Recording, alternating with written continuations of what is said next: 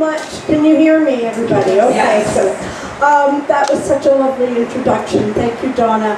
And in the introduction, Donna mentioned Women Fully Clothed. And Women Fully Clothed is a group of 4 women.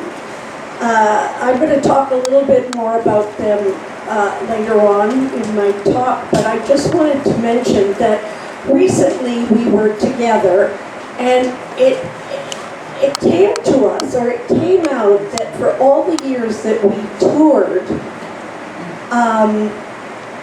each of us had packed a fancy dress in our suitcases. And the idea behind packing this fancy dress, each of us dragging our suitcases all over Canada, the US, and Edinburgh, was that in case we were invited to the mayor's for dinner. Unbeknownst to each other, we had each packed these dresses. Well, we were never invited anywhere. So that when I found out that the mayor was going to be here, the first thing I did was contact the Women Fully Clothed and let them know. And they were all texting, you know, what are you going to wear? What dress? What dress are you going to wear? So anyway, if the mayor's here, could you stand up, please? Oh, there you go. Thank you so much. I'm expecting an invitation. I don't have a dress on, I apologize, but thank you. Anyway, that is a little bit about Women Fully Clothed and the fun that we have together, being a group of women and laughing together. And of course, when a group of women get together, we usually are eating. So, anyway, the title of the event tonight is My Funny Life and Improvising Through It. Now, let me get a bit of information out about the title, My Funny Life. Well, it's let me just say that it all started with my going to King's College to get a Master's of Education in Creative Nonfiction. I wanted to get a Master's because I wanted to have something gravitas on my tombstone. So, Robin Duke, M.A. And that was about it. But in order to attend this 2-year course, I needed to write a book. So the book that I worked on was called My Funny Life and Improvising Through It. And it is about my life as a comedian, as a mother, as a daughter, as a sister, as a friend, as a neighbor, and improvising through life. Now, let me just ask you if you've seen Whose Line Is It Anyway? Okay. All right, testing. Testing, is that better? Yes. Oh, okay, now my jokes will be much better. Okay, so where was I? Okay, so improvising. Whose line is it anyway? Well, I'm sure you've also watched that and thought to yourselves, well, I could never do that. Well, nobody can. Those guys are brilliant. Ryan Stiles and Colin Mockery, I've worked with both of them, and they are brilliant improvisers. They're quick, they're fast, they're funny. But what they do on Whose Line Is It Anyway is not improv. It's not the true form of improv, although it's extremely entertaining. It's not the improv that I learned when I was coming up through Second City. And there is a history to improvisation, and it has its roots in social work with a woman by the name of Neva Boyd, who worked at Hull House during the Works Progress Administration. Is anybody familiar with that? It was during the Depression in the U.S. And I know, and that's where it started, if you can believe it. You weren't there. You weren't there, okay. But Neva Boyd was. And what she did was she used games to support and educate and communicate with youth and with immigrants. And from those games, she had a protege. Her name was Viola Spolin. And she was really the founder of improv as we know it today. And Viola Spolin developed these games that Neva Boyd had worked on and was using, and brought them into the theater. And she had a son, his name was Paul Sills, and he was in Chicago, and he started a Commedia dell'arte style group, where they would perform short comic scenes, satirical scenes in and around Chicago. And he asked his mother for help. Now, that's unusual for a son to ask his mother for help. Anyway, he did it, and she came up and she taught these young actors these games, and they used these games to come up with scenes, to come up with scenic ideas for their show. Satirical ideas. They were sort of politically bent. They were commenting on what was going on in the world around them at the time, and I think this was during the 50s. And from then it became Second City. They were brought into a building by Bernie Solins, who did the brick and mortar of Second City. They were brought into that building to perform. But as Bernie Solins would say, improv only works 70% of the time. So what he needed to do was make sure that he had a solid show, a book show that he knew audiences would come back to, and then they would improvise after the show. But the scenes that they did use in their book show were scenes that had started in improv. Are you all with me? Everybody following? I've retired from teaching, so I'm sure the students are grateful. Anyway, so that's kind of the beginning of Second City. So with its roots in social justice, basically, and in humor and in satire, and in community. You have to keep in mind that improv is always done with a group of people. So, now, moving forward, my first experience with improv, or seeing comedy in Toronto, was in the 70s, and my best friend from high school, Catherine O'Hara, we were made fast friends in grade 9, and all through high school, Catherine would say she wanted to be an actress, and I'd go along and I'd say, I want to be an actress too. Well, when we graduated, Catherine went on to Second City, and I went to university to become a teacher. But Catherine went to Second City, and she was a waitress there, and she worked in the box office, and she invited me to come and see a show at Second City. And that was it. I saw on that stage, I saw John Candy, Eugene Levy, Hilda Bradner, Dan Aykroyd, Valerie Bromfield, Joe Flaherty. And I was smitten. That was a life-changing night for me. I wanted to do that. I wanted to do what they were doing on stage. Making people laugh, first of all, but being smart, being funny, being irreverent, being satirical. Playing characters, being funny, but also there was an emotion behind all of it. There was a truth in what they were doing and what they were saying on stage. I wanted it. I wanted to be a part of it. So I found out that they were having classes in improv. And I don't know if you're familiar with Second City and their training center, but it's very organized right now. It's almost, there's a pyramid thing going on where you have to, move up different levels to get to the, well, when I started, you came to the class at 10 o'clock on a Saturday morning and handed $15 to the instructor for 3 hours of learning improv. And my instructors were John Candy, Joe Flaherty, and another man by the name of Del Close. And Del Close is also one of these big names in improv. And there was one day I came into class, and I got there before 10 o'clock.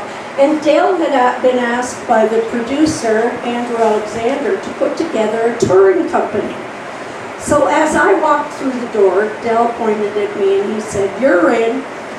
And then the next person came through the door, "You're in." Next person, "You're in." And he counted 7 people, and that was his touring company. So if you showed up and came in on time, you were in the touring company. So that's how I got my first professional job, was, being in the right place at the right time. So it works. After that, I became a member of the touring company. I then went on to become an understudy to Catherine and to Andrea Martin. And then I was finally promoted into the main stage show, where I stayed there for years and years, because I loved it. I worked with such amazing people. Like, I'm sure it sounds like I'm name dropping, but come on, Marty Short. What fun was that? And also Steve Campman, Peter Tortve, Dave Thomas, Catherine O'Hara, all these people. This was my beginning in comedy in Toronto. And during that time, too, I have to say, Toronto was just blossoming. It was becoming a world-class city. There were restaurants. I mean, you could go to a fancy restaurant and eat a hamburger. Toby's Good Eats. I mean, it was fantastic. Restaurants and fancy bars and theater and comedy, and it was fun to be a part of that. There was also a speakeasy called the 505 down on Queen Street, and that's where we all met after the shows. Musicians would come, and it was Toronto, and the bars closed down early, so we had to go somewhere to drink. So we went to the 505, and it was full of, once again, big names, but nobody knew who anybody was then. We were just all in this community of artists and comedians and musicians, and it was alive, and it was spontaneous and electric and fun. And I met my husband during this time in the 70s at a bar. I picked him up. He was in a band. And that was it. We went to a speakeasy, and that was it. And I think Catherine and Mary Margaret, her sister, we brought the whole band home, and they started practicing in the basement, and Mary Margaret became a part of the band. So there was that going on as well. So there was love and comedy and laughs. So, history and improv, my funny life. There are many rules to improv, and in my teaching of improv at Humber College, I really felt that if you followed the rules, you could be successful. And one of the biggest rules, and the most well-known one, I'm sure, is yes and. I'm sure you've all heard yes and it works. You say yes. You agree with your partner. How many people here agreed with their partners tonight? That's funny. I was just reading a book by a woman. I can't remember her name. It's on my audiobook, so I'll look it up for you later. But she had this wonderful exercise in this book, and she's writing about the wisdom of improv. And she said, try to agree and yes and your partner or somebody who's close with you for an entire day. And I thought, well, I'll never do that. But I thought that was such a wonderful thing to try to do, to agree with somebody. But also, it's not like you're agreeing out of anger or spite. You're trying to find that agreement. You're trying to find that yes, to justify it, to find a reason to agree. She gave a great example of somebody saying to you, here, why don't you take, I'd like you to have this pie.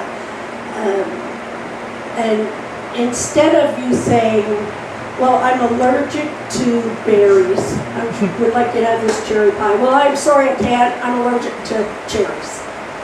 Instead of saying that, she said, try saying, thank you so much. I will take this pie and I'll give it to my son who loves cherries. Now that's such a more pleasant way of agreeing and saying yes and not blocking. I mean, the truth was that the woman couldn't eat the pie, but she made it about agreement and didn't block that woman, didn't say no. And I think that's what Second City taught me, was to try not to say no. And it's such a reflex of ours, I think, to block and to say no to others. I was teaching in my son's grade 2 class years ago. And I became aware of that when I was trying to teach these kids improv, and how quick they were to say no, to block each other. And I realized, well, probably because they're hearing no a lot at home. So they're bringing that with them. But also, I could see that it was giving them a sense of power to say no. It was giving them a higher status to refuse. So that was a bit of an eye-opener for me. So the yes and concept is so important, not just in improv, but I believe in life. And what else? So yes and, a very important principle in improv. The other thing I like to think about is with yes and is say yes and, oh wait a second, I forgot. And don't take no for an answer. That's my credo. That's what I add on to it. Don't take no for an answer. And I think that's what's gotten me through my funny life, is that defiance that I have within me, not to take no for an answer. And when I was talking about women fully clothed and Humber College years ago, may I ask for a glass of water? Yes. That would be great, thank you. Years ago, when I first started teaching, I was a stay-at-home mom, and Humber College had these one-week workshops in comedy, intensive weeks of comedy. 1 week, you would go the entire day, and you could pick a discipline of sketch writing and performing, or stand-up, or the other one was script writing and improv. So during that week, you would go into your own discipline and learn from instructors. I taught sketch writing and performing, and there were other, Lord Froman taught script writing, Larry Horowitz, the stand-up teacher, he taught stand-up, and then there was an improv teacher. And during these intense weeks, they would have panels, they would have people from the industry come and talk to the students. And one day, there were these 3 young Turks, young guys in suits, sitting on a panel, and they were from the Comedy Network. And they were talking about comedy. And thank you so much.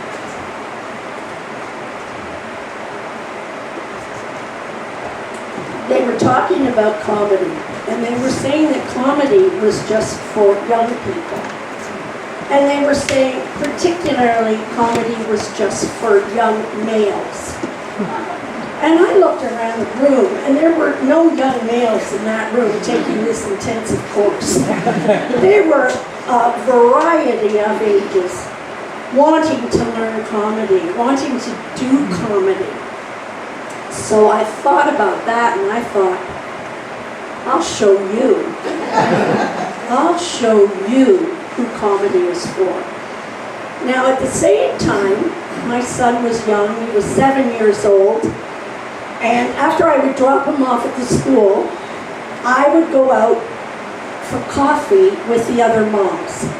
And we would sit around in Tim Hortons and laugh and gossip and exchange our lives, stories, things that were going on in our lives, the experiences, and we would just laugh, and I would come out of these sessions so refreshed, so energized, and I'd go home and of course clean the floors or do the dishes after breakfast. But I would be smiling and laughing at what had been shared. And there is something about, I think it's when women are together, there's the hormones, there's some kind of thing, physical thing that happens amongst women when they're sharing a community. So I started to think about what these young Turks had said and my experiences around these tables at Tim Hortons with the other moms. And I thought, why doesn't that exist out there? Why can't I go to a theater and laugh at my experiences in life? Laugh at and identify with women.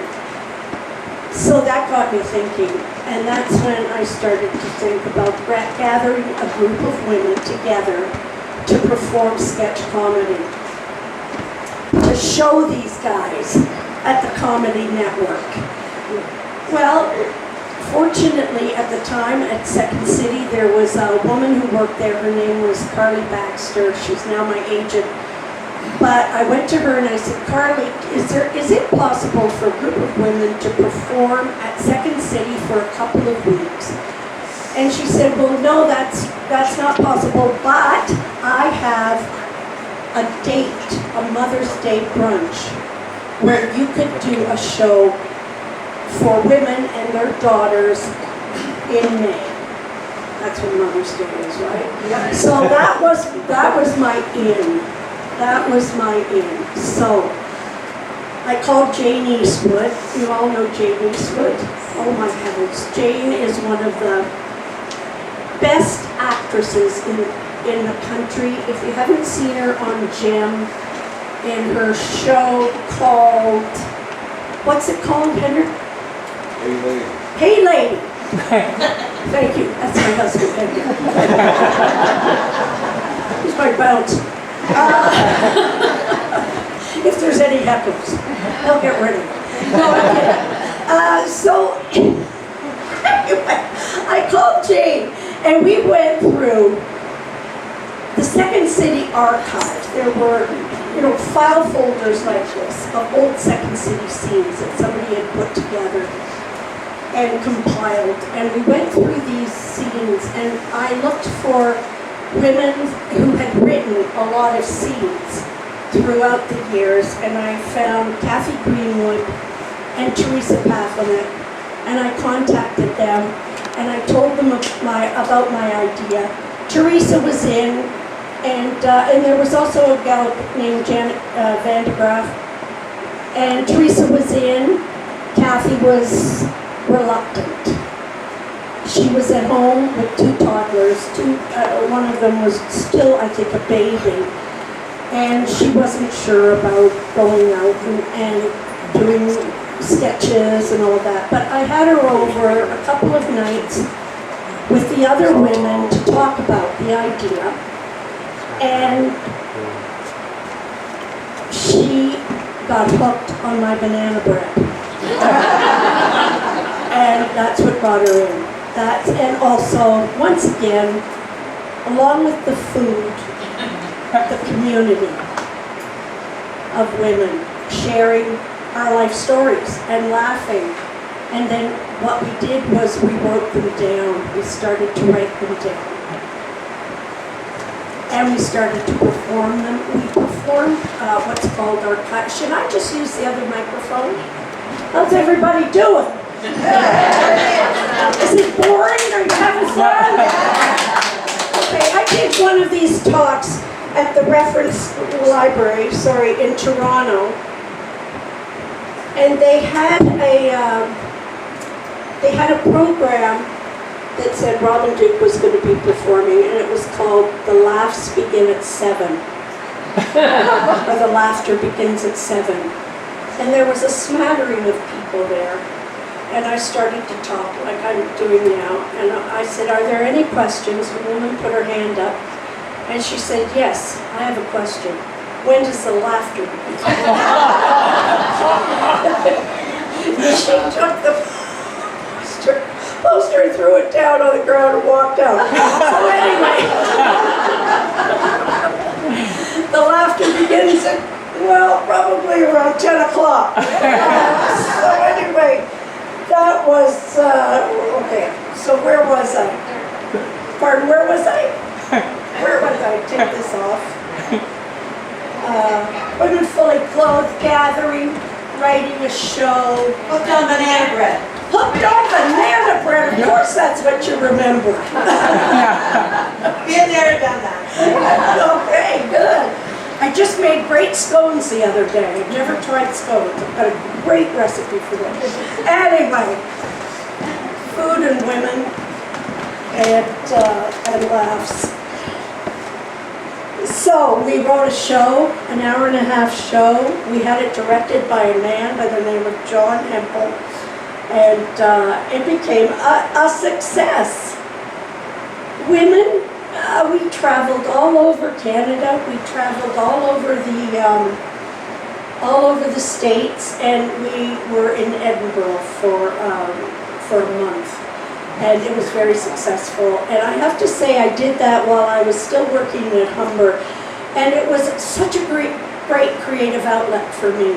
And I would say that Women Fully Clothed and writing and performing for Women Fully Clothed was one of the most creative experiences in my entire career, was doing that. In front of women and making them laugh and making women identify. And the men loved it too. The men loved it too. And they were always the most surprised when they were laughing. They couldn't understand it. And I remember one man sitting in the front row like this. He was looking up in the stage. I'm not going to laugh at these women. I am not going to laugh. And his wife had dragged him there, and I'm just not going to laugh. So I focused on him. I threw my whole show over to him. And by the end of the night, he was laughing and up on his feet applauding. So that was one of my accomplishments or whatever I like to think of during that time. Now, okay, so going back to Yes and I'll talk to you a bit about Saturday Night Live and my experience during Saturday Night Live, which was Catherine, once again, who was just, I think that person that just paved the way for me. You know, Catherine just took care of me. She is a kind, generous soul and looked after me. And she was down in New York, and she was offered a job at Saturday Night Live with the new producer. His name was Dick Ebersol. And it wasn't Lorne Michaels, it was Dick Ebersol. Lorne had left, there was going to be a new Saturday Night Live, and Catherine was going to be a part of it. She called me about a day or two into it and said, I'm quitting. come down, they're looking for women. So I said yes. I flew down and went the next day to meet with the producer, Dick Ebersol, with Catherine. She told them she was leaving by this time. So they were looking for women. Now another principle of improv is to initiate. And initiate means when you're in an improv with a partner, somebody has to do something. Somebody's got to say something or make a move. And that's called, when you do it, that's called an initiation. And for the other person, that's an offer. So there's the initiation, which is also the offer to the other person to say yes and to. So the initiation. So I came down, I met with Dick Ebersol, and then he said, well, I got to think about it, just go around and meet some of the writers. And that's what Catherine and I did. We walked around, I guess it was the 17th floor where the writers were on Saturday Night Live. And we walked around, and it was 2 hours later. And Catherine said, we gotta go. We gotta go. This is too long. You know, he's playing. And Catherine had so much confidence then, and still does. But, you know, she just said, go into his office and tell him you need an answer. So I did. I initiated. And I knocked on his door. I went into his office and said, I have to go. Do you have an answer for me? And he said, yes, you're in. And that's how I got into Saturday Night Live. I initiated. Never do that today. I would never have the guts to go in like that. But I had Catherine pushing me, you know, behind me. Just go in there and you tell him. That's how I got my job. And when I was teaching at Humber, my students would always ask me, how did you get on? What was your audition like? And I'd have to say, I didn't audition. It's who you know, once again, right place, right time. And also I had people who had seen my work and could verify it for me. What's that called? There's a word for it. Validate, vouch for me. That's right, thank you. So they, and I think they had called Joe Flaherty, and there had also been somebody there, Neil Levy, who had seen me perform in Toronto. So that was how I got into Saturday Night Live. I was there for 3 years. After the first year, I had written more sketches that made it to air, made it onto Saturday Night Live than a lot of the writers. So, and that was basically because there was nobody writing for women. All the guys were just writing, and rightly so, they were writing for Eddie Murphy, who was fantastic. Who wouldn't write for Eddie Murphy? I mean, he quickly became the star of the show, and in order to get your sketches on, the best way to do that was to write for Eddie Murphy, and that way, by having a lot of sketches on, you could keep your job. So I started to write for Eddie Murphy and for myself, and by the end of that year, I presented all the sketches that had made it to air to the producer, Dick Ebersol, so that I could be hired the next year as a writer. And he couldn't very well say no, because of my track record. So I became a writer, and that's I feel one of my biggest accomplishments. And I love writing. I loved writing on that show for other people. I wasn't so keen on writing for myself. I was never comfortable in front of that camera.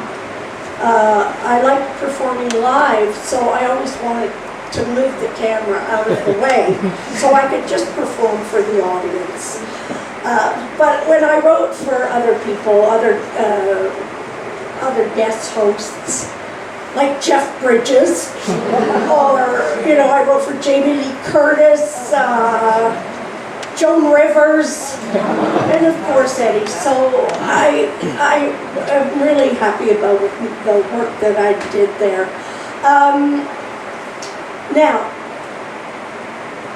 I created or wrote a scene about two people that whined all the time. I don't know if you're familiar with the whiners, but how that came about was Joe Piscopo and I would walk around the 17th floor on Monday or Tuesday night while the writers were writing, and go into each of the writers' rooms to see if they were writing for us, to see if we would get anything on air. And they wouldn't be writing for us, so we'd start whining and having fun. Nobody's writing for us. We're not gonna be on the show this week. So I went home one night and I wrote up a sketch called The Whiners. And I brought it in. How it works at Saturday Night Live is that on Wednesday, you have a table read, a read-through. And in those days, there were no computers. So you had to get your sketches in by 10 o'clock in the morning in order for the production assistants to type them out and make photocopies of them to give to the cast and to the writers and the producers and the heads of the different departments for the table read. So I got the whiners in under the wire to the production assistants for it to be typed up. When I came in at 1 o'clock to pick up my package of sketches that I was going to read that day at read-through, I noticed that their whiners wasn't included. And so I went to one of the producers and I said, why isn't the whiners in the read-through? And he said, well, there were no jokes in it. I said, well, you have to hear it. You have to listen. Let us read it. There aren't jokes. No, but if you listen to it, hopefully you'll laugh. So he agreed to put it in, and it went really well at read-through. And it was one, and then it made it to air. So it became one of the first recurring characters on Saturday Night Live for Dick Ebersol. And we did it, and what happened was, which was interesting, was the other writers, the head writers, took it over whenever they did it again. Because they would be writing for the hosts. And so a host would come in and they'd say, oh, I want to do a whiners. Like Danny DeVito, I want to do a whiners. So they would write up the whiners sketches. But that's just how it worked then. That's just how it was. But I continued to write. And the other character that I did was Mr. T. You've all heard the I Pity the Fool. Okay, so here's how that happened. I went to see Rocky III with my friend Liz Welch, who worked at Saturday Night Live at the time, and we snuck out one afternoon and went to see Rocky III. Well, I had never in my life seen anything like this. The two of us were just blown away by Clubber Lang and how mean he was. We couldn't believe it. We couldn't get over. He was the meanest character we had ever seen. And the whole way back to 30 Rockefeller Center, we were imitating him. We were like, shut up, old man. I pity the fool. I come to my apartment tonight, I'll show you a real man. And so we did this all the way back to the theater, and I went up to the 17th floor and into Dick Ebersol's office, and I said, Dick, you've got to get Mr. T onto the show. And he was, who's Mr. T? And I said, well, he plays Clubber Lang in Rocky III. He said, Robin, nobody knows who he is.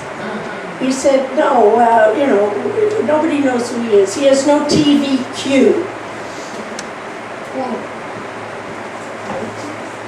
which means he had no recognizability at the time. Well, a couple of months later, Dick Ebersol knocked on my office door and he said, okay, your boyfriend's coming in to guest host. My boyfriend, he said, yes, Mr. T is coming in, so I want you to write something up for him. So, in New York, there's a Bloody Mary mix by the name of Mrs. T's. Mrs. T's Bloody Mary mix. So I wrote up a commercial parody for Mrs. T's Bloody Mary mix, where I was pitching as Mrs. T, Bloody Mary mix, and it was talking like Clubber Lang in Walking Through. Shut up, old man. If you don't drink Mr. and Mrs. T's Bloody Mary mix, I pity the fool that doesn't drink it, and you come to my apartment and I'll show you a real Bloody Mary mix. And so that went on, and Mr. T wasn't at read-through on the Wednesday, but the scene got in. But Mr. T wasn't the regular guest host. He was a guest star. And he came in on the Thursday to the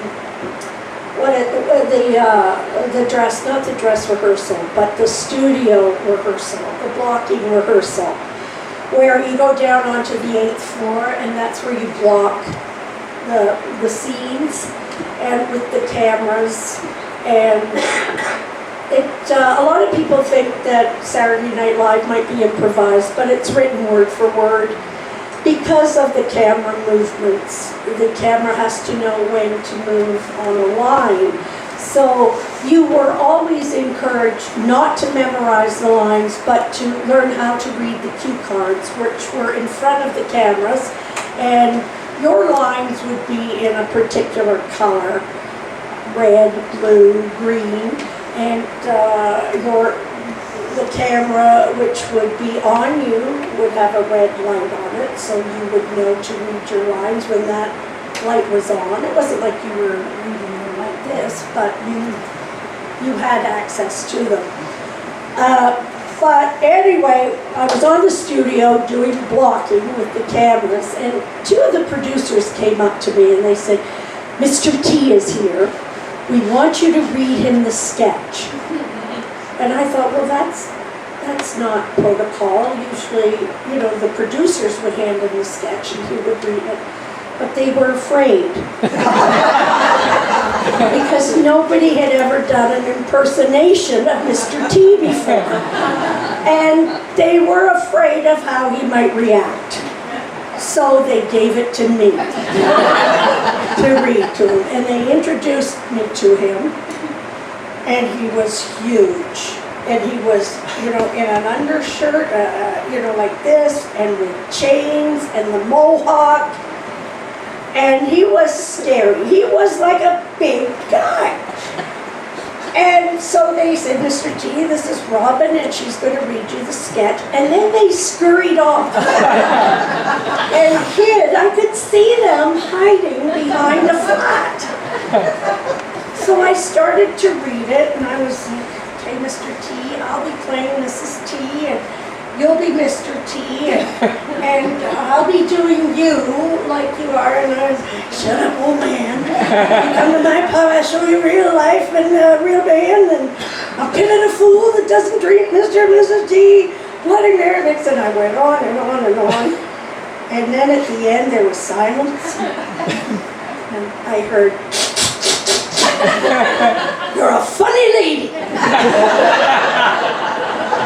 And now I'm going to go tell my mother I'm on Saturday Night Live.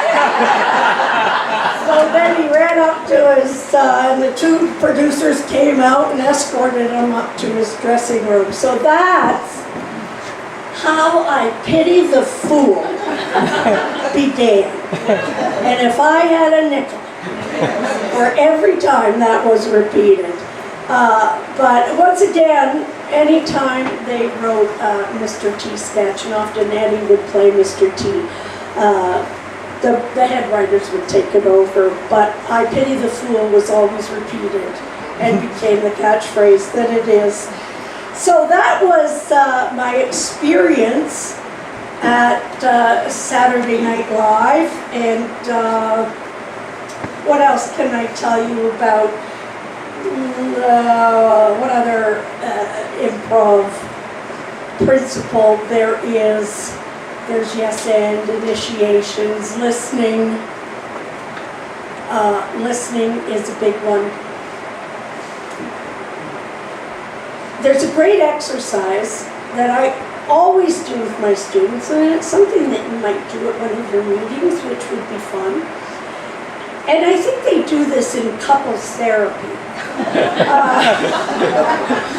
which is you say a line of dialogue to somebody, and they repeat word for word what you have said.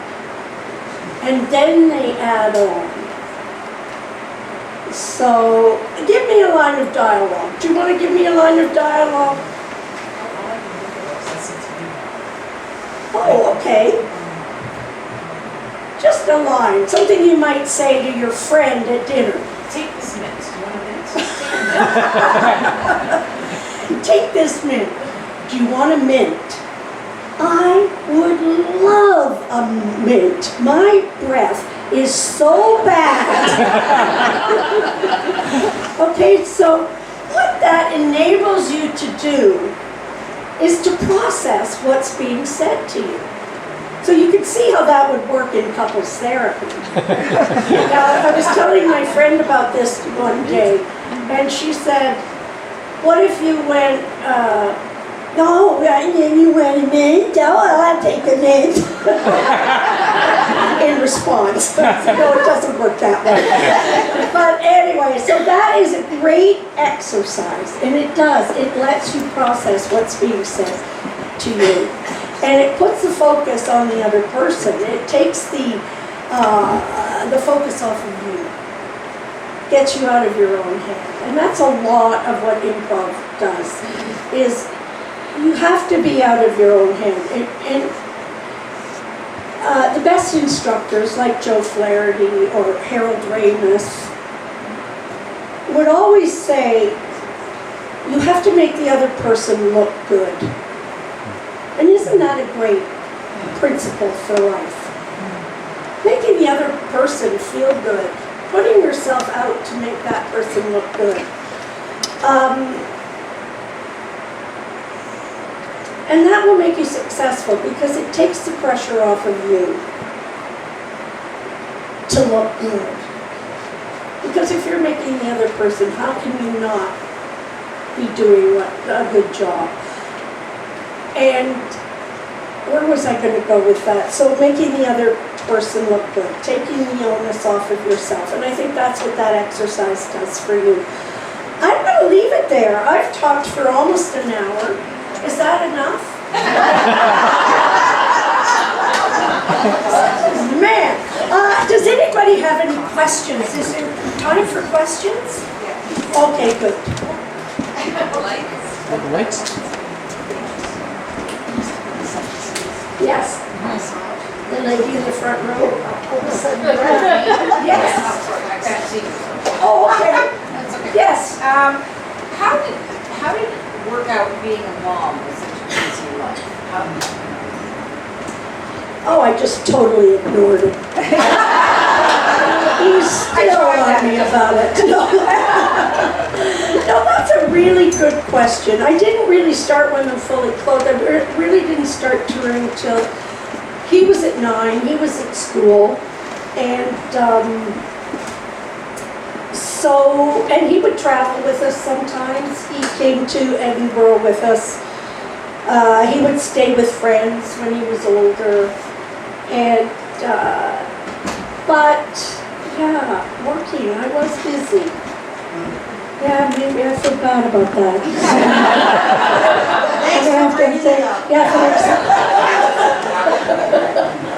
No, he's an artist now, he's a musician, he's a good kid, but I'm going to think about that one.